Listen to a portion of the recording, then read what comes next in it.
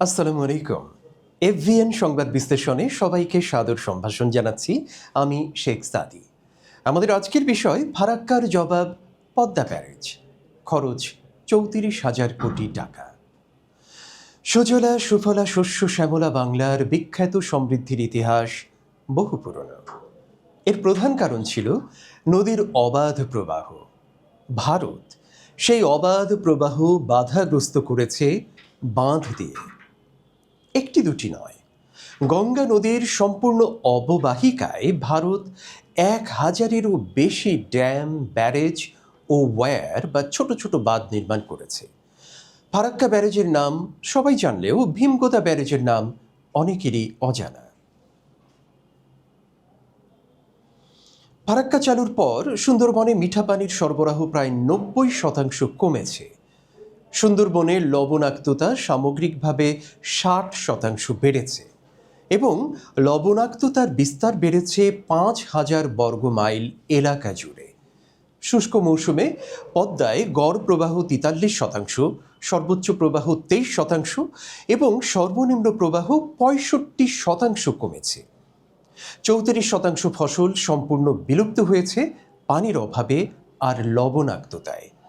ফসলের ক্ষতি ৬৫%-এরও বেশি হয়েছে পানির অভাব ও ভূগর্ভস্থ পানির স্তর নিচে নেমে যাওয়ার কারণে। কুষ্টিয়া জেলার ভেড়ামারা উপজেলায় অবস্থিত গঙ্গা কোবাদক সেচ প্রকল্পের বড় অংশ বন্ধ হয়ে গেছে, যা ৩.৫ লাখ একর ভূমিকে প্রভাবিত করেছে। খরার সময় ভারতের হাত কৃপণতার চরমে থাকলেও বন্যার সময় তা সুপ্রসন্ন হয়। বাঁধ খুলে দিয়ে প্রতি বছর তারা বাংলাদেশকে উপহার দেয় বন্যা। ফলে বাৎসরিক সরাসরি অর্থনৈতিক ক্ষতি প্রায় ১০০ কোটি টাকা বা পরোক্ষ ক্ষতি ২৩০০ কোটি টাকারও বেশি। সেই হিসেবে গত ৫১ বছরে মুদ্রাস্ফীতির হিসাব একপাশে সরিয়ে রেখে, অর্থাৎ মুদ্রাস্ফীতির হিসেব ছাড়া সরল অঙ্কে বাংলাদেশের ক্ষতির পরিমাণ ১,১৭,৩০০ কোটি টাকারও বেশি। আর মুদ্রাস্ফীতি ধরলে সে পরিমাণ আরও অনেক বেড়ে যাবে। বন্ধু প্রতিম দেশ ভারতের এই নিষ্ঠুর উপহারের সমাধান কোনো সরকারই করতে পারেননি। অবশেষে তারেক রহমান সরকার এই প্রথম গত ১৩ই মে ২০২৬ তারিখে একনেক সভায় ৩৪,৩৪৭ কোটি টাকার প্রথম পর্যায়ের পদ্মা ব্যারাজ প্রকল্প অনুমোদন করেছে। এটি ফারাক্কার দীর্ঘ অন্যায়ের বিরুদ্ধে বাংলাদেশের স্বাধীন, স্বনির্ভর ও শক্তিশালী জবাব। আসুন দেখি ভারতের পানি সন্ত্রাসের ইতিহাস।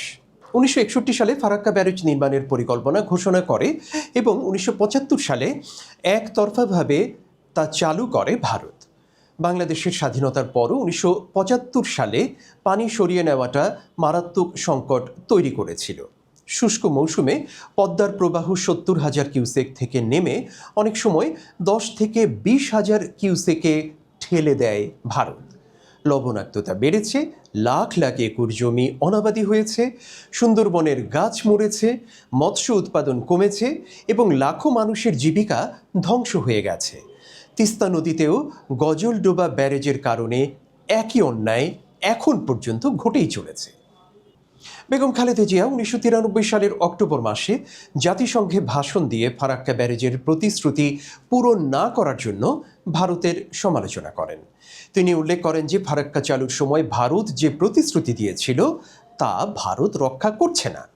এবার দেখা যাক ইতিমধ্যে ভারতের কাছ থেকে পানির ন্যায্য হিস্সা আদায়ের কি উদ্যোগ ভেস্তে গেছে। ১৯৭৭ সালের অস্থায়ী চুক্তি ১৯৮২ সালে মেয়াদ শেষ হবার পরও আর নবায়ন হয়নি। তিস্তা পানি বন্টন চুক্তি ২০১১ সালে প্রায় চূড়ান্ত হলেও পশ্চিমবঙ্গের মুখ্যমন্ত্রী মমতা বন্দ্যোপাধ্যায়ের বিরোধিতায় ভেস্তে যায়। ১৯৯৬ সালের গঙ্গা পানি চুক্তি ২০২৬ সালে মেয়াদ শেষ হচ্ছে, কিন্তু ন্যায্য হিস্সা বাংলাদেশ কখনো পায়নি। বহু দ্বিপাক্ষিক আলোচনা ও জয়েন্ট রিভার কমিশনের উদ্যোগও কার্যকর হয়নি।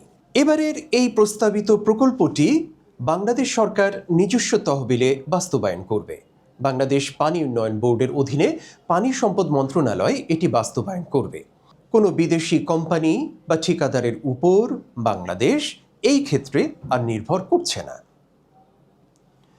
পদ্মা ব্যারেজ প্রকল্পটি সম্পূর্ণ বাংলাদেশের অভ্যন্তরীণ বিষয়। পানি সম্পদ মন্ত্রী শহীদুজ্জামান চৌধুরী অ্যানি স্পষ্ট বলেছেন, এই প্রকল্প ফারাক্কার নেতিবাচক প্রভাব মোকাবিলায় বাংলাদেশের নিজস্ব স্বার্থে নির্মিত। এ বিষয়ে ভারতের সঙ্গে কোনো আলোচনার প্রয়োজন নেই। তবে গঙ্গা পানি চুক্তি নবায়ন নিয়ে আলোচনা চলছে। ভারতের পক্ষ থেকে এখন পর্যন্ত আনুষ্ঠানিক কোনো উদ্বেগ প্রকাশ করা হয়নি। এবার আসুন দেখে নেওয়া যাক এই প্রকল্পের বহুমুখী উপকারিতা। রাজবাড়ীর পাংশায় 2.1 কিলোমিটার দীর্ঘ এই ব্যারেজ শুষ্ক মৌসুমে 2900 মিলিয়ন ঘনমিটার পানি সংরক্ষণ করবে। এর ফলে 5টি নদী ব্যবস্থায় নিয়ন্ত্রিত প্রবাহ নিশ্চিত হবে। কল্পনা করুন তো, এই পানি দিয়ে কুষ্টিয়া, ফরিদপুর, যশোর, খুলনা, বরিশাল, পাবনা ও রাজশাহী অঞ্চলের প্রায় 28,80,000 হেক্টর কৃষি জমি সেচের আওতায় আসবে।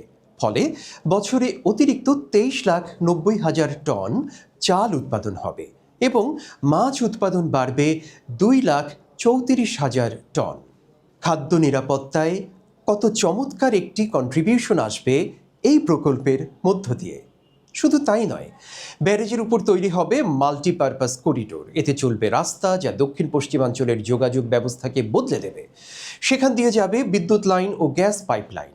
এছাড়া ব্যারাজে স্থাপিত হবে 113 মেগাওয়াটের হাইড্রো পাওয়ার প্ল্যান্ট, যা বিদ্যুৎ সরবরাহ করবে জাতীয় গ্রিডে।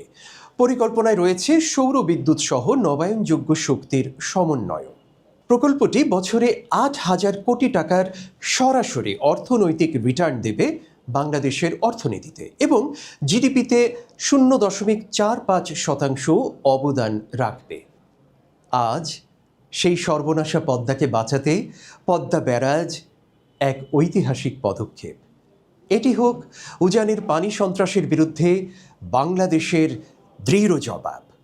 পদ্মা আবার প্রমত্তা হয়ে উঠুক, ফিরে আনুক উর্বরা সুজলা শস্য শ্যামলা বাংলাদেশকে। দেশবাসীর এটাই প্রত্যাশা।